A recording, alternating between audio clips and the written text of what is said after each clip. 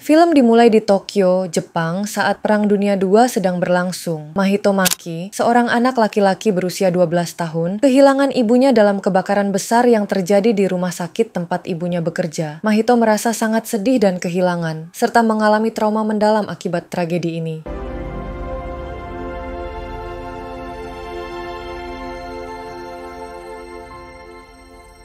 Setelah kepergian ibunya Mahito dan ayahnya, Shoichi Maki pindah ke sebuah desa terpencil di daerah pedesaan Jepang. Shoichi, seorang pengusaha kaya di bidang industri pesawat, memutuskan untuk menikahi Natsuko, adik dari mendiang istrinya. Mereka tiba di rumah keluarga Natsuko, sebuah rumah besar bergaya kuno yang dikelilingi oleh hutan dan sawah luas. Para pembantu rumah tangga yang sebagian besar sudah lanjut usia menyambut mereka. Mahito tetap diam dan tampak tidak nyaman dengan perubahan ini. Ia merasa asing dengan ibu tirinya, meskipun Natsuko berusaha bersikap ramah. Di malam hari, Mahito sulit tidur. Ia menatap langit dari jendela kamarnya, mengenang ibunya yang telah tiada. Suatu pagi, saat berjalan-jalan di sekitar rumah, Mahito melihat seekor burung bangau muncul dan mengarahkannya menuju menara tua yang selama ini dilarang untuk dimasuki. Oh ya, burung bangau ini selama kedatangan Mahito ke rumah barunya selalu dipantau oleh burung bangau. Oke, lanjut. Dengan penuh keberanian, Mahito masuk ke dalam menara. Saat ia menaiki tangga berdebu, Mahito mencoba masuk ke dalam lorong sempit, tapi ruangannya terlalu kecil. Meskipun begitu, ia tetap memaksakan diri. Namun, asistennya segera mencegahnya, membuat Mahito akhirnya membatalkan aksinya. Keesokan harinya, ayahnya mengantar Mahito ke sekolah barunya. Sayangnya, kehadirannya tidak diterima dengan baik. Para senior di sekolah tampak membenci dirinya. Sepulang sekolah, Mahito dicegat oleh jagoan kampung dan dikeroyok habis-habisan.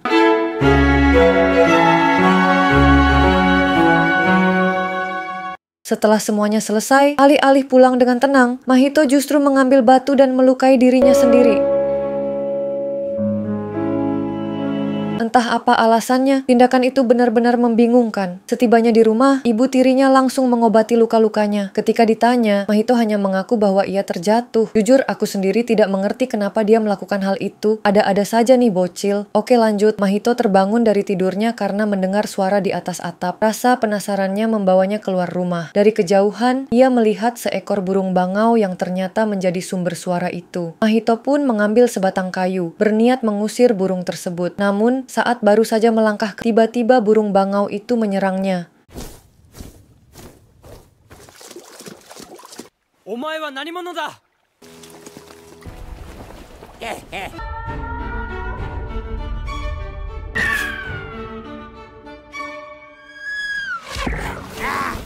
Beruntung,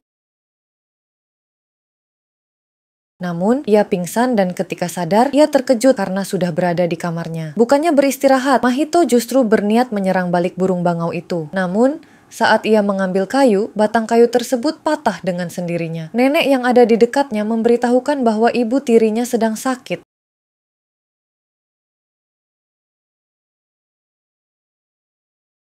Setelah keluar dari kamar ibunya, Mahito terkejut melihat burung bangau itu datang lagi. Untungnya, Mahito sigap dengan pisaunya, dan burung tersebut pun akhirnya kabur. Scene beralih ke Mahito yang sedang membuat panah. Ia berniat membunuh burung bangau itu. Setelah selesai, Mahito pergi ke dapur untuk makan. Namun, ketika ia melihat ke jendela, ia melihat ibu tirinya masuk ke dalam hutan, mencari keberadaan ibunya, dan ditemani oleh asistennya. Mahito pun memutuskan untuk mengikuti mereka. Ia menemukan sebuah rumah yang tampak terbengkalai. Walaupun asistennya sempat menasehati untuk tidak masuk, Mahito tetap masuk ke dalam rumah tersebut. Begitu ia masuk, ia terkejut oleh kedatangan burung bangau lagi, dan pintu masuk tertutup dengan sendirinya. Burung bangau itu kemudian memberitahunya tentang jalan untuk menemui ibunya. Saat Mahito ingin memegang ibunya,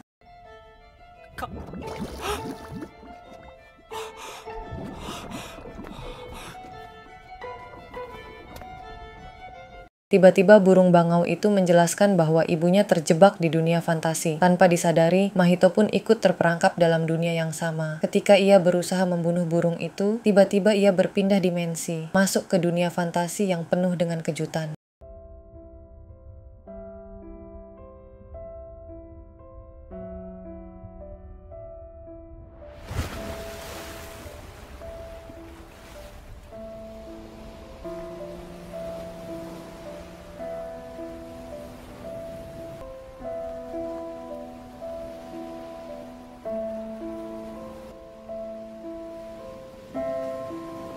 entah berantah Mahito sekarang berada. Ketika Mahito menaiki bukit, ia menemukan gerbang emas yang berkilau. Lalu, Mahito menghampiri gerbang tersebut. Ia tak sadar kalau dirinya dipantau oleh burung, entah apa nama burung itu, kita sebut saja burung Ardea. Ketika Mahito sudah sampai dan sedang memperhatikan batu dalam gerbang, tiba-tiba ia diserang oleh burung Ardea tersebut.